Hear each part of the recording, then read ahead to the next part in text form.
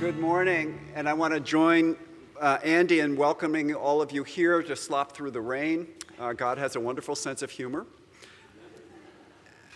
And to thank all of those who have contributed already, my colleagues Branwen and Rick and others who have come up and really sort of demonstrated to us the way in which, as Heather pointed out, we need to be thinking about these issues at all levels, but mostly, ultimately, it resolves down to the place where we live, the place we call home. Peter's going to help us understand that, Peter Gleick, and it's a great pleasure to welcome him to Claremont to speak to us about the national water policies, which have already started to emerge as a conversation piece today. As co-founder and director of the Pacific Institute in Oakland, he has been at the forefront of those thinking about these issues, proposing resolutions to global, local, regional, and national concerns, those concerns that are urban and rural, those that have to deal with agriculture, industry, and domestic consumption. If there is a topic about water, I think Peter has written about it, and if he hasn't yet, he will soon. One way to understand why he is here today is to recognize that if he wasn't here, he would be somewhere in the United States speaking on these issues when the California Congressional Delegation, notably George Miller, Jared Huffman, Grace Napolitano, and others want big ideas about water in this state. They know who to call. They call Peter. When the United Nations wanted to begin to think about the link between human rights and water access, which we've already heard is so crucial, they also turned to Peter. When governmental agencies, policymakers, and legislators at all levels begin to recognize that climate change and population growth are critical forces in shaping water quality, water quantity, and access, they too are drawn to Peter's studies on the links between a warming planet and a crowded planet, and sustainable water supplies. And for when Andy and his peers were thinking about who best to bring to Claremont to speak to these issues, it's no surprise that they chose Peter Gleick, and we're thrilled to have you here.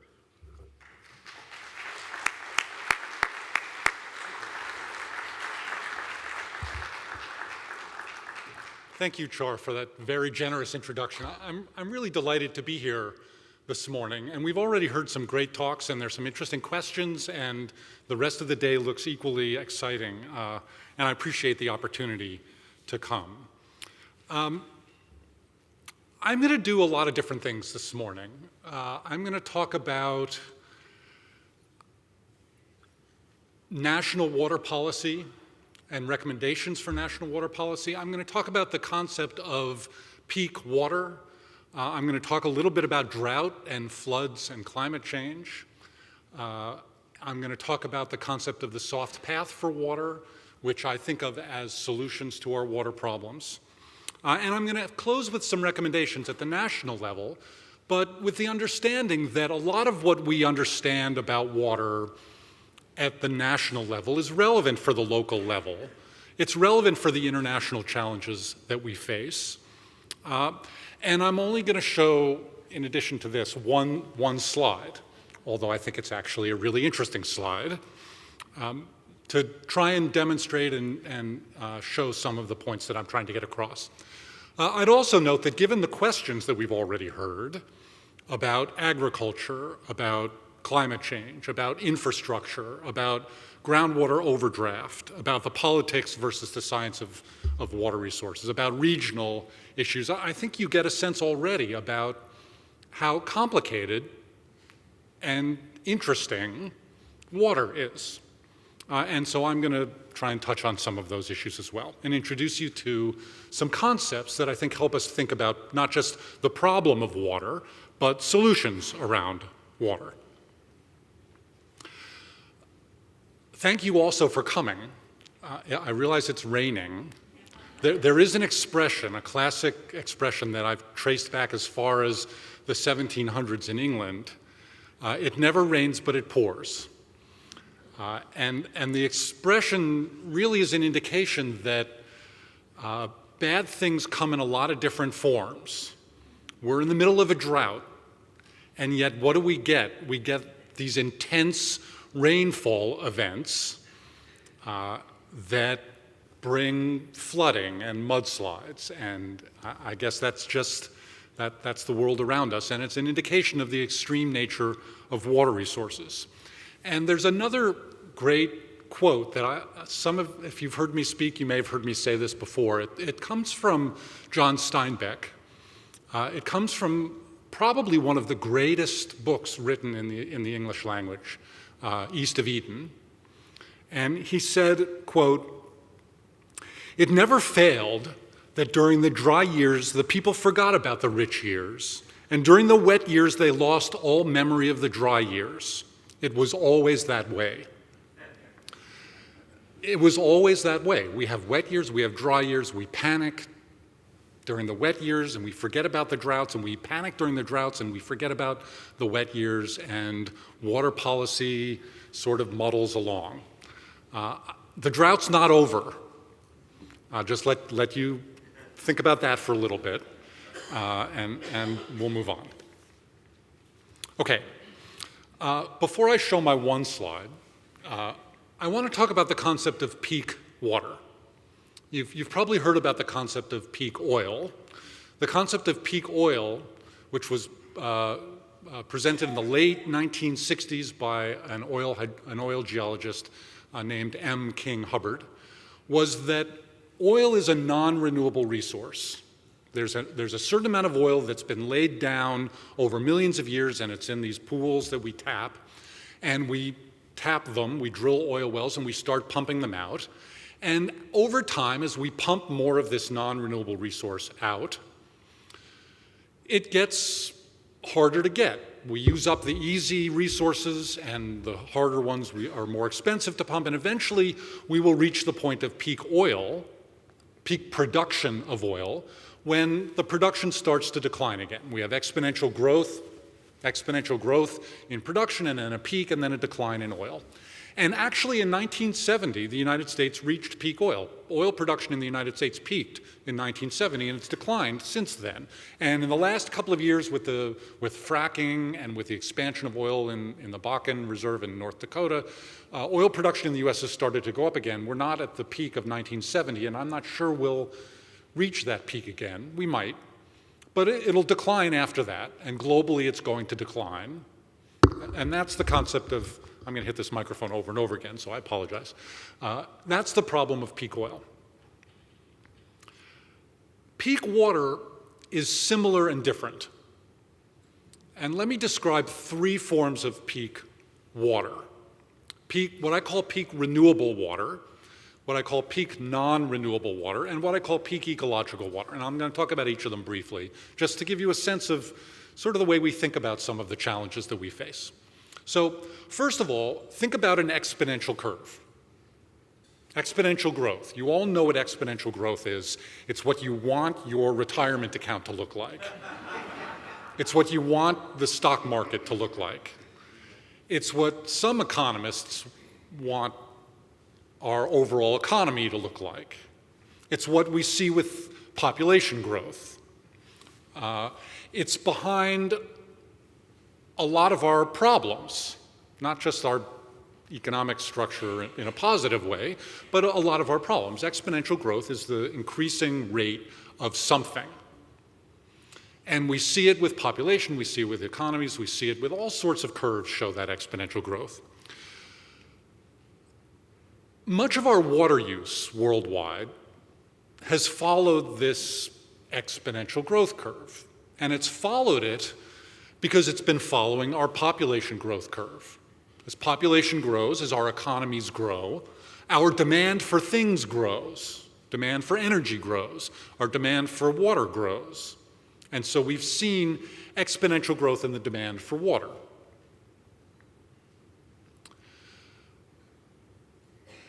There are limits, however, to how much water we can tap on the planet.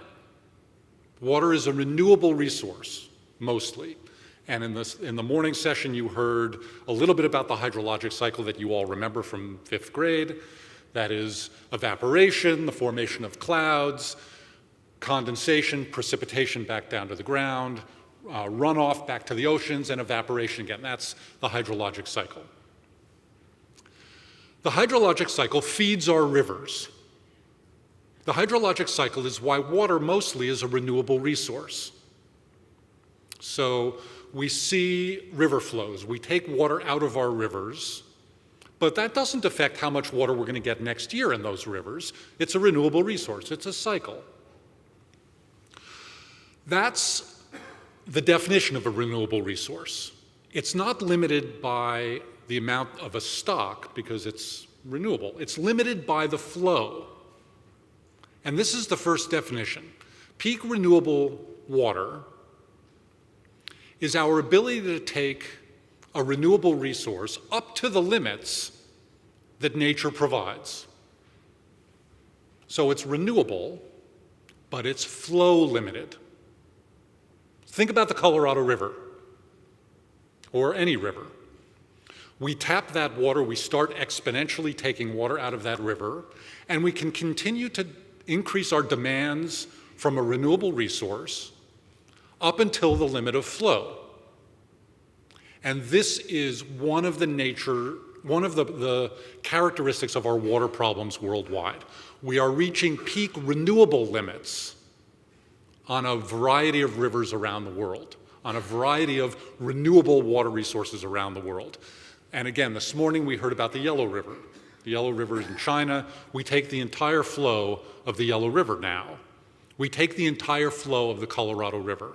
We take the entire flow effectively of the Nile River. We are reaching peak renewable limits on a number of our water resources, and that's peak water in a renewable sense. But not all water resources are renewable. Let's go back to oil for a minute. Oil was laid down over millennia, eons, and we're pumping it faster than it's naturally created, much, much faster. That's also true for water resources, and Richard this morning talked about groundwater. Groundwater is the result of rainfall seeping into the ground and filling up the interstices in our geological formations. There are many different groundwater basins around the world. He talked about the Ogallala Aquifer.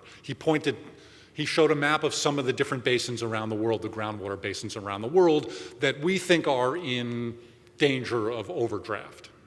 What does that mean? And this is the term peak non-renewable water. Non-renewable resources are not flow limited like renewable resources, they're stock limited. They're limited by the amount that's there. Oil, underground, you can have what's underground, you can have what's there, but you can't have any more. Now, the reality, of course, is that there are physical and economic constraints, so we can't even have all of that. And that's true for water as well. But when you pump out something faster than nature recharges it, oil or gas or water, it's non-renewable, and groundwater levels drop. It becomes more expensive to pump. We have the constraints of the Ogallala Aquifer. We have serious groundwater overdraft in the Central Valley of California. And that's a non-renewable peak limit. And instead of this exponential curve, we have an exponential curve and a peak and a decline. And we are seeing that now in the Ogallala Aquifer. We're seeing it in other aquifers around the world. We're reaching peak non-renewable limits on a whole range of our water resources. And this is important because 30 to 40% of global agricultural production comes from non-renewable groundwater. Groundwater that we're overpumping faster than it's being recharged. And we can continue to do that for a little while, but it's not sustainable. And that's a really big problem. Somewhere, we're going to have to find a sustainable source of water in the long run to satisfy that demand for agricultural productivity. The comment was made about how important food is for us. 80% of the water that we use worldwide goes to grow food. 80% of the water that humans use in California goes to grow food. California turns out to be a pretty great place to grow food. Central Valley soils are fantastic. We have water. We have a remarkable climate. But the water resources we're applying to those demands is not always sustainable, and that's peak non-renewable water. The third concept is peak ecological water. We talk about water for humans and agriculture and urban uses. There is a third demand for water. That's the ecology. Our ecosystems are incredibly dependent on water, of course. And they're hurt by human withdrawals of water, the water that we take out for the things we want to do, is water that ecosystems used to use for something. The Central Valley used to be a huge wetland, and it supported an incredibly diverse set of fish populations and a huge bird population and a huge natural ecosystem of ruminants, and you probably know more than I about the natural environment of California. And as we took water out of that system, that natural system shrunk, and the water available for ecosystems shrunk, and the fisheries started to suffer, and the bird populations plummeted, and that was the cost, one of the costs of human development. And we see that around the world. So the concept of peak ecological water is the idea that as we take water out of a system, the economic benefit we get starts to grow. We can produce food. We can make semiconductors. We can do the things that we want with water. And the economic value of that water produces, the use of that water produces an economic benefit, and our economy starts to grow. But every unit of water we take out of an ecosystem causes a little bit of harm, ecological harm. And at first, we don't really notice, or we don't really care, or we don't really know we ought to care and notice. And that was the reality of 18th century and 19th century and 20th century water development. We didn't know, or we didn't see, or we didn't care about the ecological harm that was accompanying this exponential growth in economic benefit from using water. But there comes a point when the next unit of water you take out of a system causes more harm than it provides benefit. Now look, we're really good at measuring the economic benefit of using a gallon of water. We're not so good at measuring the ecological harm in economic terms of using a gallon of water. So we measure this economic growth. It's hard to measure the economic harm caused by the ecological damage we're causing, but that doesn't mean it isn't real. Our inability to measure it doesn't mean it isn't real. And so the concept of peak ecological water is that in many parts around the world, many places around the world, we're reaching a point where our additional use of water now causes more harm than it provides benefit. That's the simple way to think about it. And I would argue in the Aral Sea of the former Soviet Union, where we used the entire flow of the Amu Darya and the Sir Darya rivers, and the Aral Sea started to shrink, and all 24 species of fish endemic only to the Aral Sea are now extinct, we passed a long time ago the point of peak ecological water. And one could make that same argument for the Colorado River or the Central Valley of California or all sorts of places where we're beginning to understand the ecological damage of our water use. All right, so that's the idea of peak water. And it's related to all of the things we've already talked about in terms of the way we use water and the politics of water and the science of water and regional impacts of water. So keep some of those concepts in mind. Now, my one slide. I could have shown you a lot of slides. There's some really great graphics. This is one of my favorites. I'm gonna leave it up for a long time, but let me just introduce you to it and tell you what it is. So on the y-axis, it's the gross domestic product of the United States in billions of dollars in inflation-adjusted terms. On the x-axis is time from 1900 to 2005. And there are two lines. There's a red line and there's a blue line. The red line is the gross domestic product of the United States. And there's your exponential growth curve that economists love to see. The exponential growth in our economy over the last 105 years. And it's gone up a lot. And you see there are little ups and downs. These are recessions and depressions, but in general, it's that exponential growth curve, and our economy grows. The blue line is an estimate of total water withdrawals in the United States for everything: irrigation, domestic use, washing your clothes, making semiconductors, flushing our toilets, cooling power plants, everything. This is our estimate of total water withdrawals in the United States. And the y-axis over here is cubic kilometers per year. So the blue figure, these are the units. The red figure, these are the units over here. So that's the graph. There's a lot going on in this graph, a lot of really, really interesting things. So first of all, if you look from 1900 to 1975, you'll see these two curves are pretty much lined up. They go up together to about here. And that's the idea that as our economy grows, what's not on this graph is often as interesting as what is on this graph. And one thing that's not on this graph but could easily be on this graph is US population. US population follows this red line, exponential growth. Okay.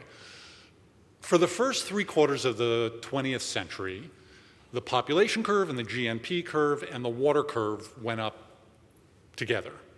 Economy grows, population grows, demand for water grew very substantially. And that 75-year period was really the period of time when we put in place our water infrastructure in a concrete sense, in a literally concrete sense, and our water management systems, and our water education systems. This was a time when hydrologists and engineers were trained to assume exponential growth in water demand would accompany our growth in population and economy, and trained to build structures to deal with that.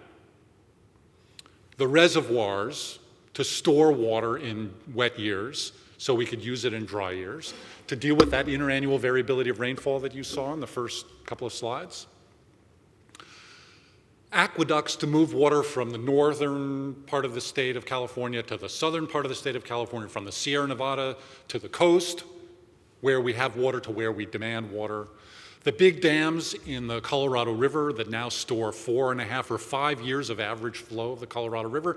The big dams on the Columbia River that powered the aluminum industry that helped us win World War II. The infrastructure, the water-related infrastructure that we've built that has brought enormous benefits to this country. That was the assumption, and that was what we did. And then something strange happened in the late 70s, early 80s. Those two curves split apart. And now, total withdrawals in the United States of water are less today than they were in 1980 for everything.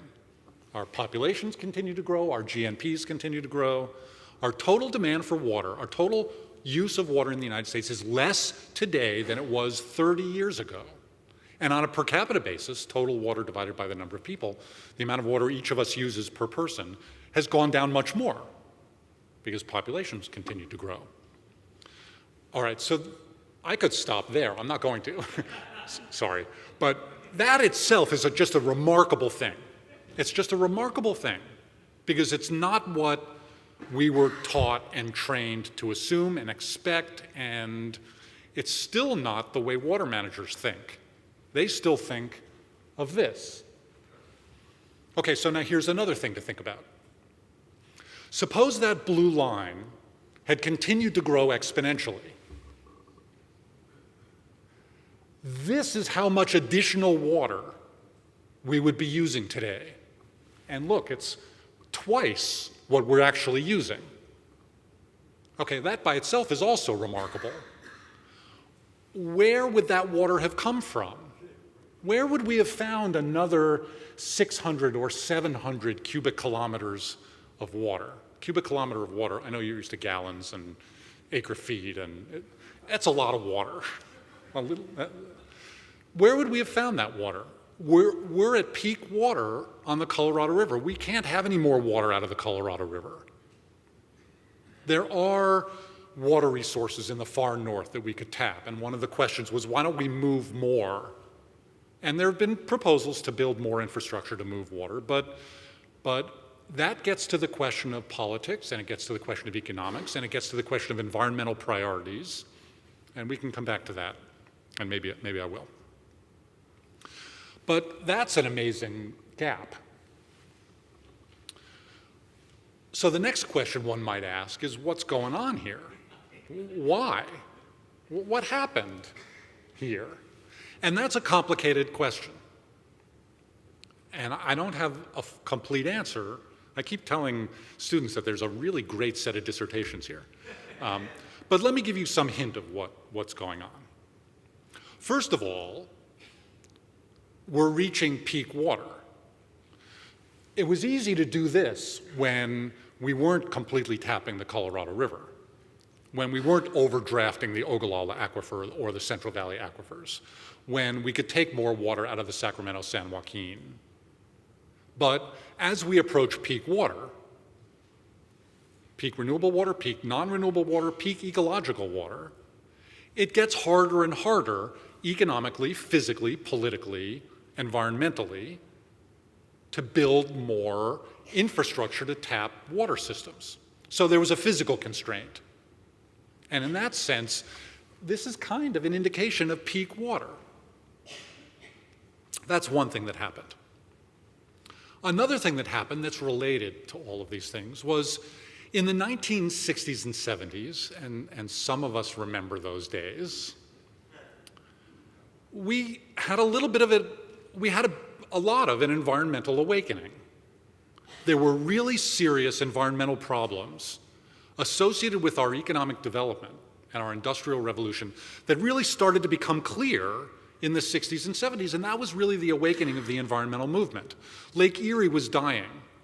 The Cuyahoga River caught fire again in '69, but this time on national TV. We had a massive oil spill off the Santa Barbara coast in '69. There was a growing awareness about the air quality problems in our major cities.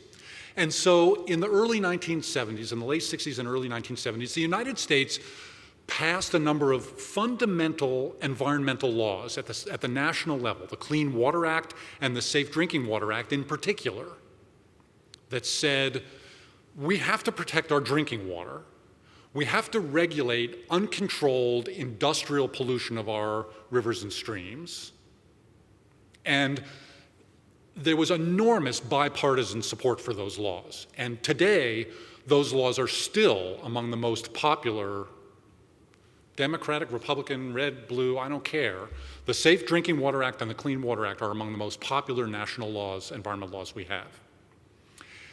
And they had a number of effects, one of which was to substantially clean up discharges in our rivers and streams. Many of our rivers and streams are much cleaner now than they used to be. Not all of them, and we have many new challenges, and I'm going to come back to that a little later. But interestingly, one of the consequences of that was industries discovered that they had to cut their wastewater discharges. They had to stop dumping uncontrolled garbage into our rivers and streams. One way to do that is to collect all that stuff and treat it. But it turns out that a better way to do it is not to produce the stuff in the first place. And it turns out that one of the ways not to produce it in the first place is to change the way we use water. So in the 1920s in the United States, it used to take 200 tons of water to make a ton of steel. That was the way we made steel. And much of that 200 tons of water ended up as about 190 tons of wastewater, heavily contaminated with heavy metals and all sorts of, I think the technical term is crap. In the 1980s, the steel industry had cut that to 20 tons of water to make a ton of steel. And they did it not because they were trying to save water, but because they were trying to reduce their pollution, their wastewater discharges. But one of the incidental effects was a big improvement in our efficiency of water use. So instead of 200 tons of water to make a ton of steel, it takes 20 tons of water to make a ton of steel. We're still making steel. Demand for water goes down. So part of this turn was a change in the way we dealt with water pollution and a change in the way our industry dealt with water use. So that was another factor. So peak water, water quality laws, and the environment.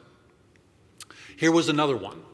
Associated with this problem of peak water and the challenge of realizing that we're at our limits in some watersheds of getting more was a realization that we could actually do what we want with a lot less water.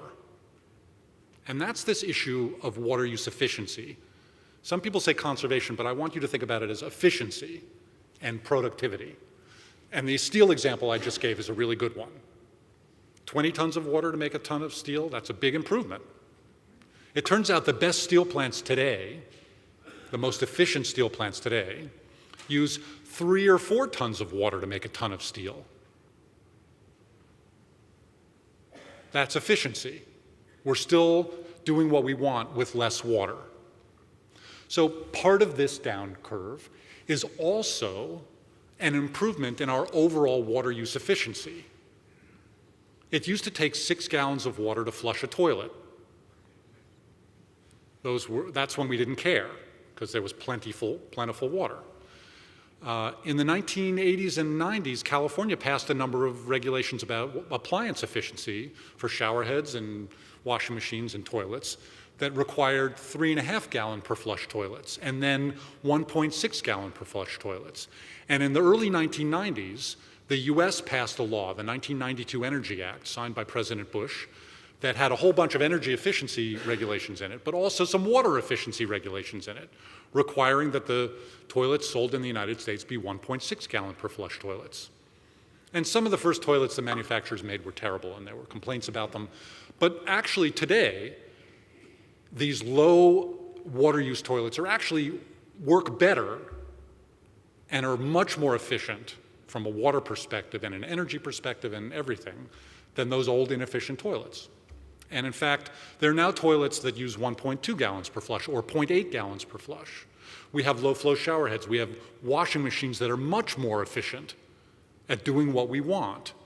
So it's not deprivation, it's efficiency, it's productivity. And California agriculture is another good example of this. California farmers today grow much more food and make much more money per unit of water used than they did 20 years ago.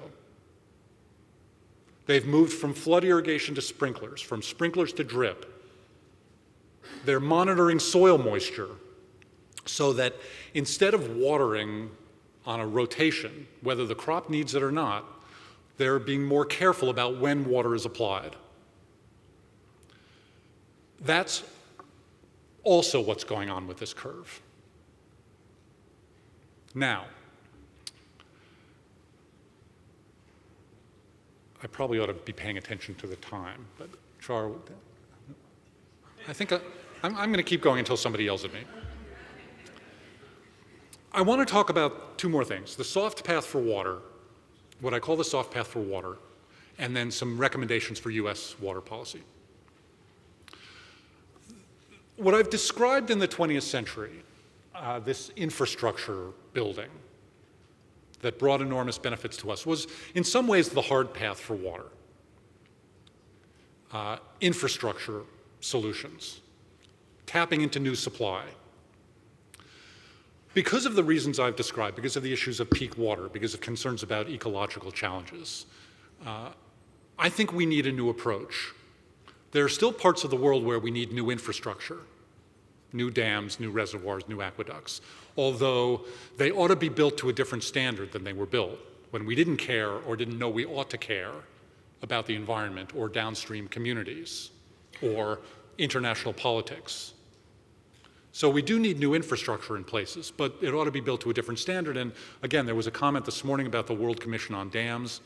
In the year 2000, they issued a very important report recommending standards for if we're going to build new dams how you have to think about ecosystems and communities and economics and a whole range of factors we didn't traditionally think about. But we need more than new supply. The truth is, we're at the limits in many parts of the world and in California to our traditional supply. We're not, however, at the limits of our ability to improve water use efficiency. So, this may be the wrong audience to ask, but how many of you still have a top-loading washing machine? Okay, too many of you. Top-loading washing machines use, let me put it another way, front-loading washing machines use 30 to 40% of the water that a top-loading washing machine uses. 30 to 40% of the energy that a top-loading washing machine uses, because a lot of that's hot water. 30 to 40% of the detergent that a top-loading washing machine uses. And they pay for themselves over the lifetime of the washing machine. Sometimes they're a little more expensive upfront cost, but they pay for themselves over the lifetime. They make money. They make you money. So we've made enormous progress at reducing our water use. Many of us have efficient washing machines and toilets and shower heads. Many of our industries are more efficient than they used to be. Many of our farmers are more efficient than they used to be. But there is still enormous untapped efficiency improvements out there that could help us push this curve down even farther. And it's cheaper than new supply. It's cheaper than trying to find a way to tap further and further watersheds for water or drill another well into an over-tapped aquifer. And it's faster. And look, it's water we're already collecting and spending a lot of money treating and delivering to your homes and then collecting that wastewater. It's water we already have. Here's another example. In California's Central Valley, as I said, we've made enormous progress at moving from flood irrigation to sprinklers and sprinklers to drip. But there are still 14 or 15 or 20% of our orchards and vineyards are still on flood irrigation. They ought to be on drip. 80% of them are on drip. That's a tremendous improvement, but there's still untapped efficiency improvements in the Central Valley. And that's just another example.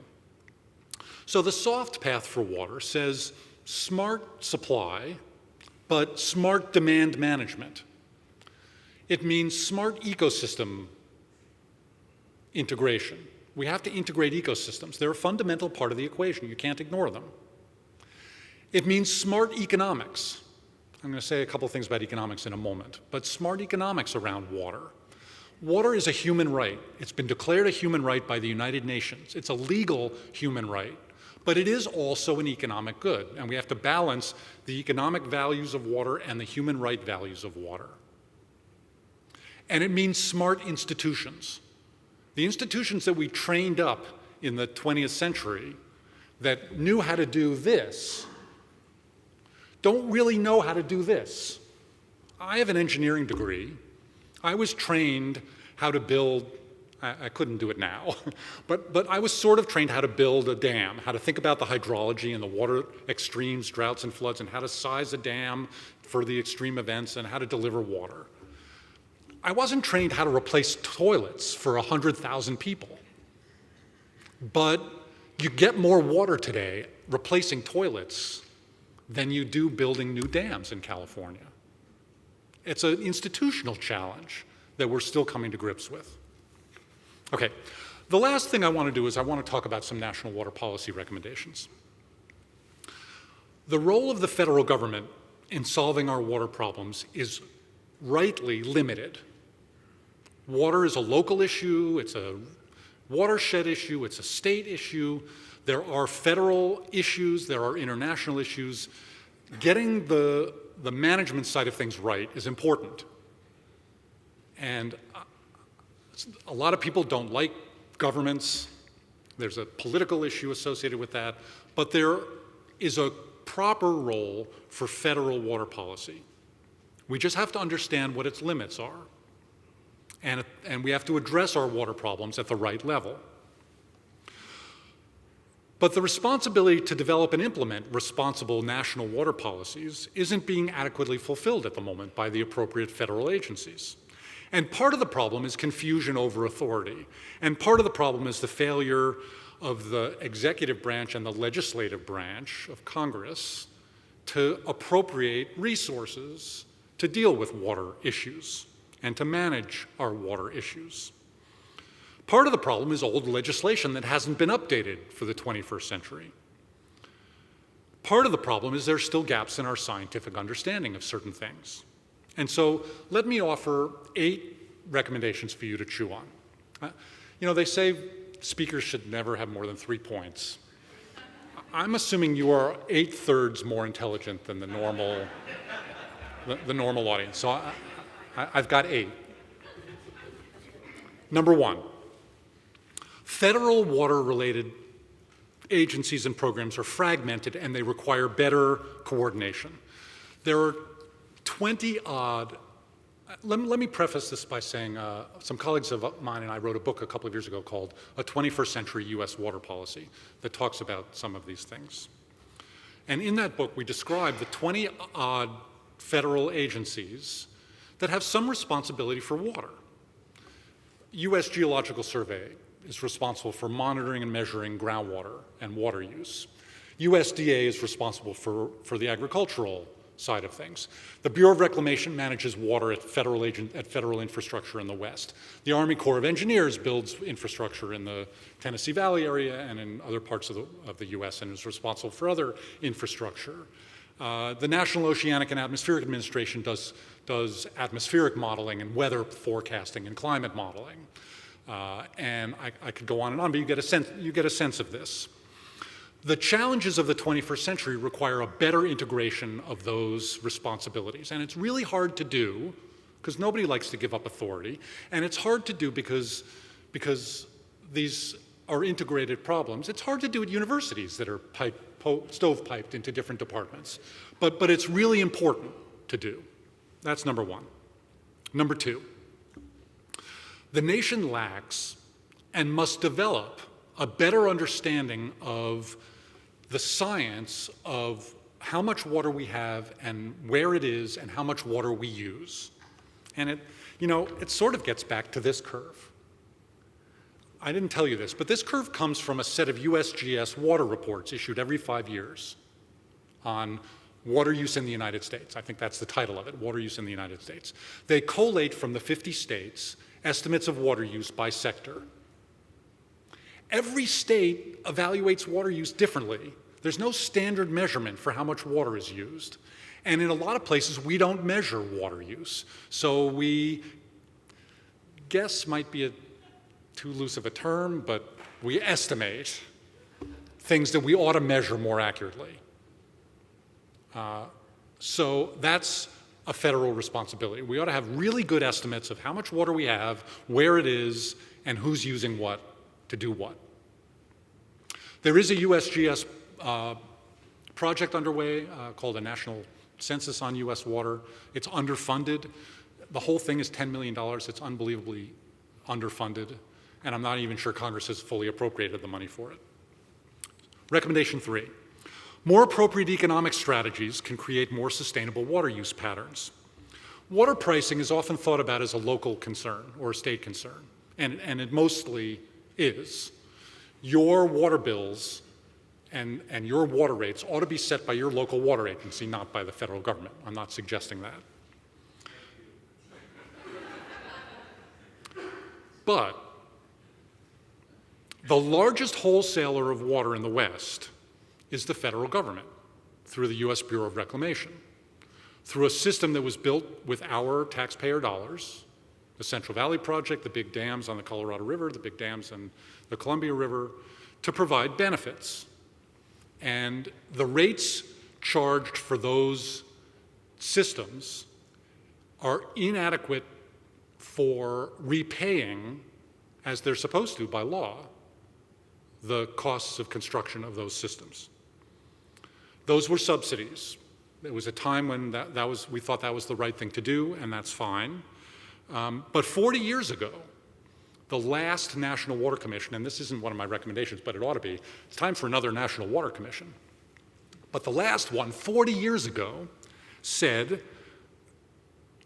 recommended discontinuation of subsidies for new irrigation projects and said, quote, direct beneficiaries of federal irrigation developments should pay in full the costs of new projects allocated to irrigation.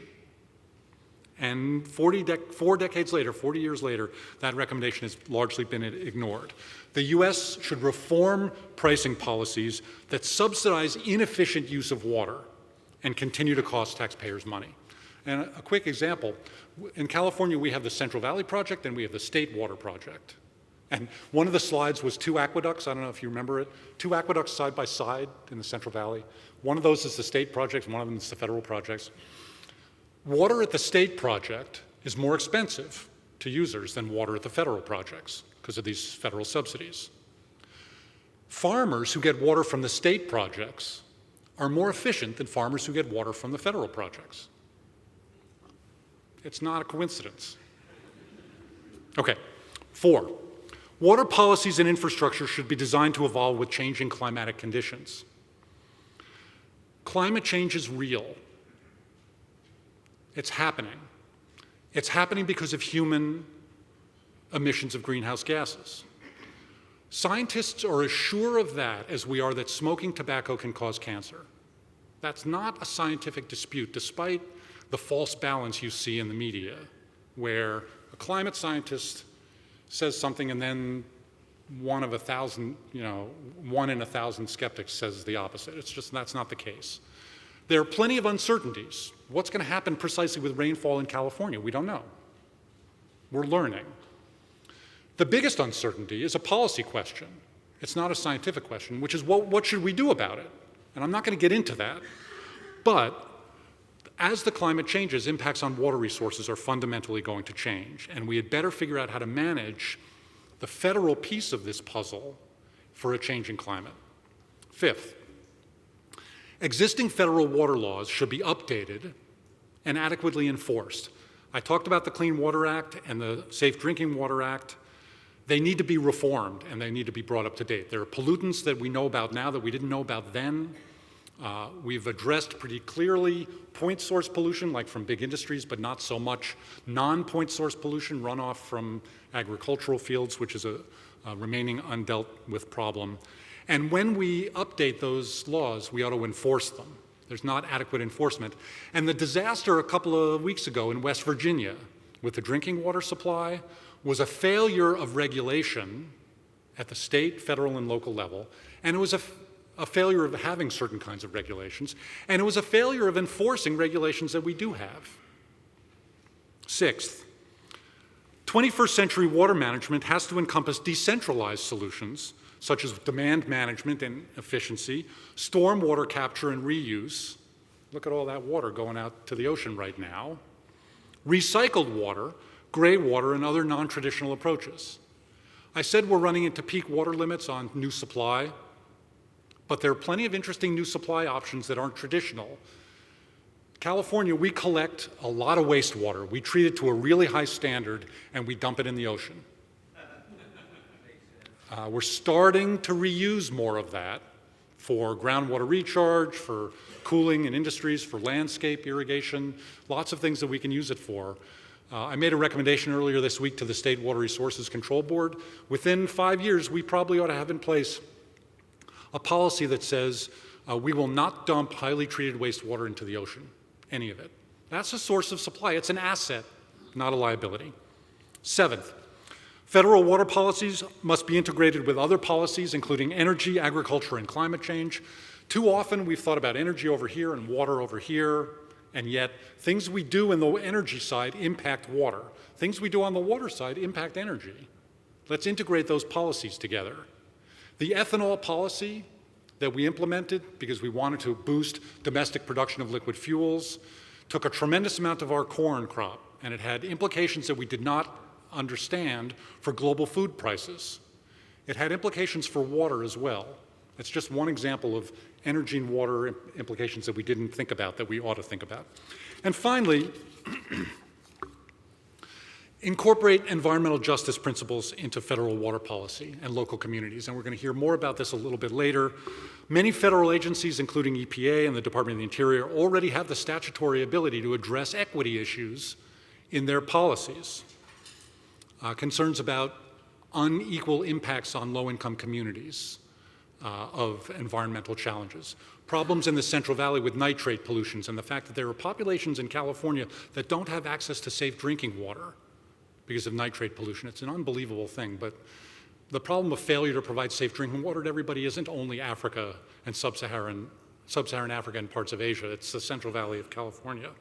But we have to expand our effort to integrate these kinds of policies into our water strategies. So I'm going to stop there. Let me just say, I really do believe there are solutions to our water problems. There are new supply options. There are ways of integrating the soft path for water. There are ways of dealing with this issue of peak water. I think we're moving in the right direction slowly in many places. I think inevitably we're going to move to a sustainable use of water. The problem is how fast we can get there. Thank you very much.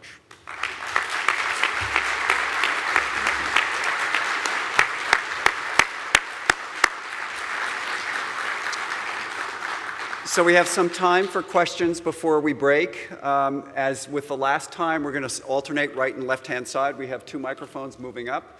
And questions, please. Yes?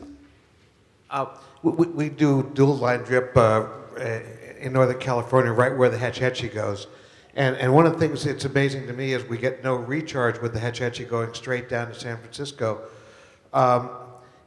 Has there been a discussion about doing more desalination type things closer to the coast so that San Francisco is not taking the recharge water that would be going to agriculture? Yes, so an option, I should have said something about this, but thank you for the question. Now I get a chance to. 97% of the water on the planet is salt water in the oceans. If we could only take that salt out, wouldn't that solve our problems? The truth is we know how to desalinate water. It's used very extensively in the Arabian Gulf and the Persian Gulf area in the Middle East, in Israel, in Spain. Australia's built a number of desalination plants. It is an option. It's a new supply option, if you will. It's extremely expensive. It's expensive because it's a big physical plant. And it's expensive because it takes a lot of energy to pull salt out of water. There's been a slight improvement in the economic cost of desalination in the last few years, although frankly, just in the last couple of years, it seems to have gotten more expensive again. We're building a big desalination plant near Carlsbad near San Diego. It's going to be $2,300 to $2,500 an acre foot for that water, whereas conservation is $200 to $300 to $400 an acre foot. It's still much cheaper to save water rather than find new supply. But it's drought-proof to some degree. You know, it doesn't matter whether it rains. There are other advantages to it. So I do think in the long run, we'll see desalination as a component of new supply, but it's going to be limited as long as it's more expensive.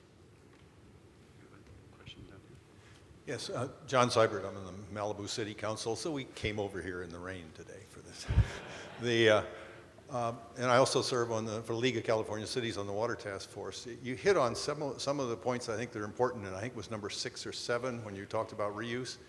I think that finally the State Water Board, the State Water Quality Control Board, and others have recognized the fact that it's not dirty water and clean water, that it's water, and we need to handle the whole thing as one.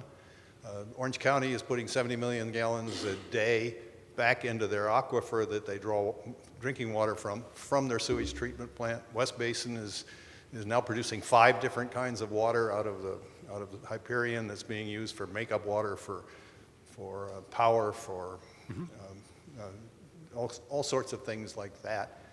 And we now have, and a lot of you here are probably from LA County, and we do have an agenda item coming forward on stormwater, which will be a parcel tax, which is about, right now, looking at $54 a year parcel tax for stormwater projects. But they haven't figured out the projects.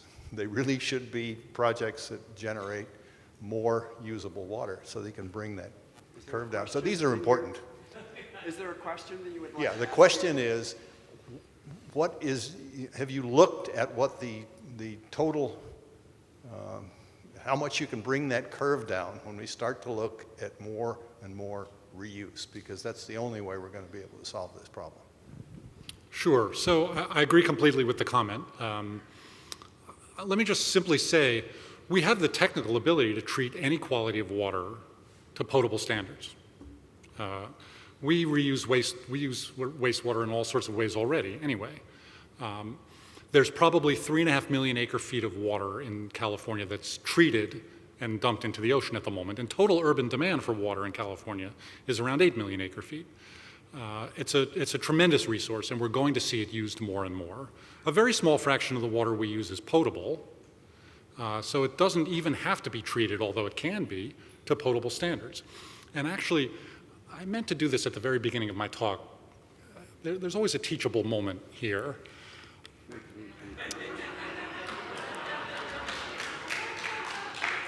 Your municipal water supply is superb.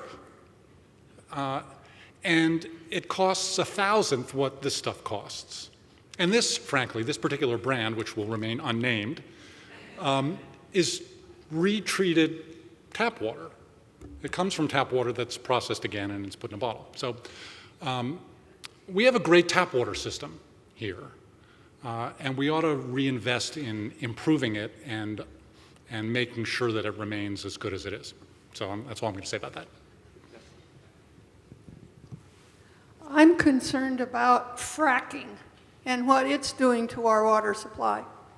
Yes, okay, so I touched on this indirectly when I talked about energy and water. It takes a lot of water to produce our energy, it takes a lot of energy to treat and produce and move around our water. Some of that was mentioned earlier. Fracking is the process of, it's a oil and gas production technique to expand production at certain kinds of formations and certain kinds of wells. Some of those processes require a lot of water. All of those processes have the risk of contaminating groundwater. We're actually, at the Pacific Institute, we're doing a big study right now, and we're about to do an even bigger study on risks associated with risks to our water systems in California from fracking. And the study's not done yet, but let me make quickly a couple of observations. The amount of water required is not the big issue. It's not a lot of water, unless we hugely expand fracking. And then it's going to be potentially an issue. But there are bigger issues associated with the risks to groundwater from contamination from well failures. We have to drill wells through groundwater aquifers down to get to the deeper oil and gas reserves and then pump that stuff back up. And mostly they do a good job at drilling these wells. But there are well failures a certain percentage of the time, and there's a risk to our groundwater that's not fully appreciated. And in addition, up with the oil and gas comes what's called produced water, often very salty, sometimes contaminated with chemicals from the process. That stuff is either treated on site, or it's trucked off to another site to be treated, or it's re-injected into other wells to be dealt with. There's a problem with all of these aspects that I think is not fully appreciated, that needs to be looked at much more carefully, and ultimately needs to be much more carefully regulated than it is. I'll leave that. Yes, please. I'm Bob Barron, and I live in Glendora for the last 57 years. But a couple of facts that you mentioned, I just want to mention something about it. If I'm wrong, please tell me that you think or know how I'm wrong.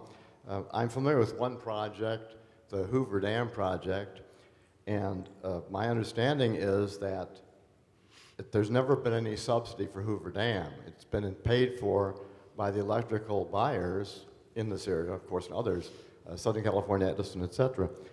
And during as it continues to function, the electrical buyers pay for everything.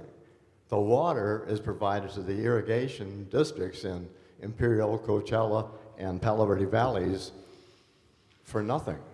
And that was the act of Congress that the water goes cheap to the farmers so they can provide us with cheaper food.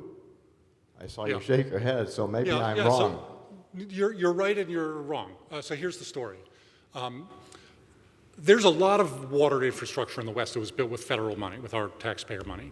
The big cash register dams, as they're called, the big hydropower dams, produce power that has largely paid for that infrastructure. Absolutely, although the price for that electricity is still pretty low also. It's still subsidized. The farmers, the design was that they would be subsidized. They couldn't afford to pay the full cost of that infrastructure. Farmers in the Central Valley that get water from the Central Valley Project, the federal project, do pay something. They don't get it for free, but they get it pretty cheaply. And they get it for far less than the cost of reimbursing that project, although they were supposed to reimburse that project over the long period of time, over 40 and 50 years. And the rate of repayment is slower than it should be. That was really my point. But maybe the real issue here is no one is suggesting that farmers be priced out of water. As I said at the beginning, California is a great place to grow food. We're always going to have, and we ought to always have, a strong agricultural economy. That doesn't mean, however, that we couldn't adjust the price of water somewhat. We couldn't use pricing mechanisms, as we've had with the State Water Project, to slightly change the incentives for the investment in irrigation efficiency projects or changes in the kinds of crops that farmers grow. That's actually already happening. I'm just suggesting that mechanism could be one tool to encourage additional improvements in the efficiency of water use in the state and in the West as a whole. Yeah, I was going to ask if you know anything about, well, since you mentioned that agencies, federal agencies like EPA and also BLM are responsible for environmental justice and environmental cleanup. Do you know why, say, or if that just doesn't apply to, say, like the Navajo Reservation and other reservations, like, you know, North Aquifer there where water is pumped up and contaminated, pumped up to Mojave Generating Station. But so is it that if it's on the reservation, then that's technically not the U.S., so the federal agencies are therefore not responsible for any sort of cleanup? Is that why? I mean, because you've studied it also, so is that why, because it's not the United States, then the agencies wash their hands of responsibility for cleanup of contamination of water? So, because some of that water is being used, you know, for power for California. yeah, I can't actually fully answer that question. Somebody else later today might be able to. There are different applications of federal rules in different parts of the country, in different regions, and especially on Native American lands where federal law doesn't always apply. Char actually may be able to answer that question. But the broad question is there are overlapping jurisdictions. There are contradictory jurisdictions among these agencies, and that's part of the problem we have. Yes, Dr. Gleick. I've heard you many, many times over the years. I'm one of those old water dogs you were talking about. I hope I'm not boring, repetitive. I started in 1959. Water was $17 an acre foot. Obviously, it's worth a lot more now. I agree with you probably 95% of the time, and probably even more now. We've both come a long way. I agree with the line that you have there. Technology has made that line happen, and I think it's great that we're moving in that direction. I personally would like to see it fall off more. On a personal note on fracking, I am against fracking unless they're accountable for what they do. Having said that, the only question that I have for you is back to the political angle than anything else. It really bothers me when we, Southern California, 21 million people, under the gun to do certain things. Monitor the water we use. Have a water master that's in control of our situation and make the safe yield what it is today. Yet we go to our state capital and they're still not even monitoring their own water that they use, and shame on them. They do not have water meters today, And I'd like to know your opinion. I know you've talked about it different times, but it really bothers me when they're not even accountable for what they do in Sacramento with no water meters, yet we are here in this town. Thank you. I think you and I agree 100% of the time. So I mentioned earlier this week, I gave testimony at the State Water Resources Control Board in Sacramento, and one of the recommendations was of this wastewater dumping in the ocean issue. Another one of them was we have to have 100% metering in our urban water use. And there are 45 agencies around the state, not just Sacramento, but including parts of Southern California, that don't have full water meters yet. If we don't measure what we're using, you can't price it, you can't manage it, you can't use it efficiently. I agree with that completely. We have a law that says by 2025, we'll have 100% metering. 2025? Come on, it's ridiculous. I do think I also issued a recommendation yesterday that the state capitol ought to be pulling out some of the lawn in front of the state capitol. So I don't think this is northern-southern fight at all. So it doesn't have to be. This is working, okay. Now it is. We're in a desert area, and I don't see too many cactuses. So I see a lot of green lawns, and especially in Claremont, trees and leaves that we have to rake. And where I live in a condominium, the gardeners come at least once a week, and they cut a lot of grass, and the sprinklers are going full time every night. If we could save water there, do you think we could change the environment and pass laws to get people to take out their lawns and the trees? Do you think this is a possibility, or do you think it's a necessity? What's your opinion? It's absolutely a necessity. So here's a little bit about that. One of my other recommendations had to do with lawns. On the urban side, which is 20% of the water we use statewide, about half of our urban water use is outdoor landscaping. It's not the water used for washing machines or flushing toilets or drinking or cooking. It's outdoor landscaping. We brought with us, from wherever we immigrated, our love of that place's vegetation and lawns. It's not appropriate for this environment. And there are policies to encourage the removal of lawn. So, I mean, one option is the government comes in and says you can't have a lawn. I'm not suggesting that. Maybe it'll come to that. But pricing policy, if you have an increasing block rate where the more you use, the more you pay per unit of water use, you're going to still flush your toilet and wash your clothes and take your showers, but you might replace your lawn if it turns out that that's really the biggest cost of your water bill. Los Angeles has been offering a rebate, a cash for grass program modeled on one initiated in Las Vegas originally, saying you take out a square foot of lawn and we'll give you $1 per square foot to replace it with native vegetation or something else. My wife and I, we got rid of our lawn years ago. We have a beautiful garden, but we don't have any lawn. And our water use per person is half what the average Californian uses. So economic incentives, education, there are lots of ways to make this transition over time, and it'll have an effect on our demand. I say things like that, and the people say, well, okay, 80% of the water is used by agriculture. Why are you picking on this last little bit in the urban centers?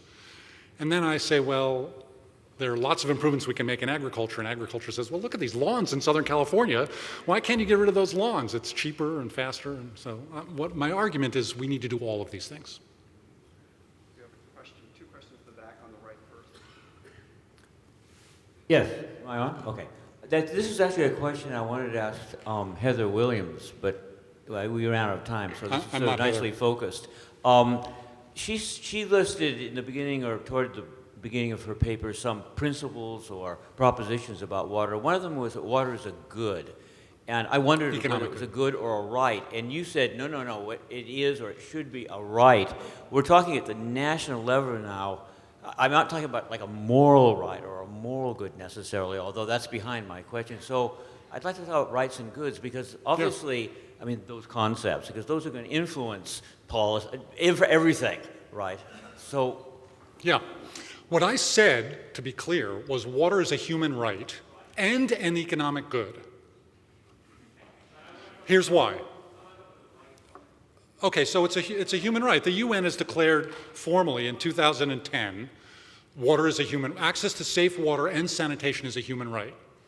And there are a series of documents at the UN, if you're interested in this, that talk about what that means and what state responsibilities are. State with a capital S is in countries primarily. What water is a human right means. But they were also pretty explicit that said that doesn't mean water should be provided for free. Water services, it takes money to build infrastructure and deliver water to you and take away your wastewater, and you ought to pay for it. In that sense, it's an economic good. We put a price on it.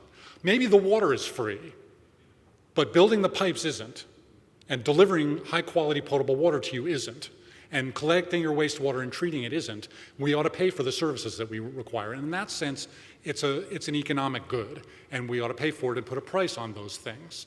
And so balancing the economic values of water and the human right values of water is a really interesting debate. There's some documents on our website that talk about that. The UN has done a pretty good job on this. And so that's a little bit of the distinction. Dr. Gleick, first of all, I want to say how grateful I am that you made this presentation today. It's probably the most positive presentation I've seen on defining what sustainability really means. And I like the concept of efficiency. That blue line there indicating efficiency is critical. And the question I have has to do with public policy. And here in the city of Claremont, we have a private company that delivers our water. And the PUC, Public Utilities Commission, has given them authority to charge us when we conserve or when we become more efficient. And I'm wondering if you have some influence with the PUC to, especially in today's conditions where we are dealing with a drought situation, so that we can continue that efficiency and with limited resources, that public policy from the PUC is taken away. Thank you. That's a great question, and it's a complicated one. In California, we have public water agencies and we have some private companies. Like in the United States, we have public agencies and private companies. In California, it's about 80% public, 20% private. The US as a whole, it's about 85% public and 15% private. France, it's 100% private. It's odd. The French are the model of the socialist European socialist democratic government. They have private water companies, and the United States is a capitalist country. We have public water agencies. Well, you can't ask me why, because I do know, but that's another story. The Public Utilities Commission is responsible for overseeing and regulating the private side of things. Public or private, water is a monopoly. Doesn't matter whether it's a private company or a public company, it's a monopoly. There's only one set of pipes delivering water to you, so it's regulated. Part of that regulation is the pricing structure, and your comment is an important one, because we haven't quite figured out the proper pricing structure to encourage efficiency and conservation. Sometimes when we conserve water, the companies sell less water, public or private, and their revenues drop. And yet they have fixed costs because they've built infrastructure to provide their water to you, and they can't cover their costs, so they have to raise rates. That's a failure of design. That's a failure of rate design. On the Pacific Institute's website, there are a series of new studies that we've just released on pricing structures, on how to price water so that you encourage conservation and efficiency improvements. You continue to do this, but you also continue to have healthy water agencies that have the revenue they need to expand and upgrade the systems that provide the services that we want. There are ways of doing that, and the state's just beginning to figure out how to do that. The Institute's website is pacinst.org, PACINST.org. Those rate publications are on our publications page, and they're free. I can't say that we have any particular influence with the PUC, but we're talking to them. Thank you very much for your talk. Going back to the national level, again, I'm from that Great Lakes state of Michigan. And we're probably the population after this winter will be out here. But everybody in the Southwest is going to move up north because there's not going to be any water. But there's always fear of California buying or stealing the Great Lakes water. And so they've made a pact, I think, between 6 states and Canada not to allow that to happen. But on a national level, what do you see as some of the possibilities of, regional distribution? So I did say I would come back to this, and I didn't, so thanks for the question. The era of moving water long distances is over. We're not going to take water from the Great Lakes and move it anywhere, really. We're not going to take water from the Yukon and the Mackenzie and move it to Mexico, like the Parsons Engineering Company designed in the 1960s in a project called Nawaba. It's not going to happen. We're not going to move water from the Missouri River to Denver, which is actually much shorter, because we can't afford to. It just costs too much money. It's an economic issue. It's also an environmental issue, and it's a political issue. The Great Lakes Compact between the Great Lakes states and the provinces in Canada that surround the Great Lakes was pretty explicit about that. You can't do it for political reasons or economic reasons or environmental reasons. There may be small-scale transfers from one place to another. I think we'll see a little bit more of that, but there are constraints. That's part of this peak water challenge. And the good news is I don't think we have to do those things. Conservation and efficiency is the potential that remains is enormous. We move goods and services rather than water. We'll grow food and make semiconductors in one place, and we'll move those instead of the water required to make those things. So I think that's the new world we live in. Thank you very much. Thank you.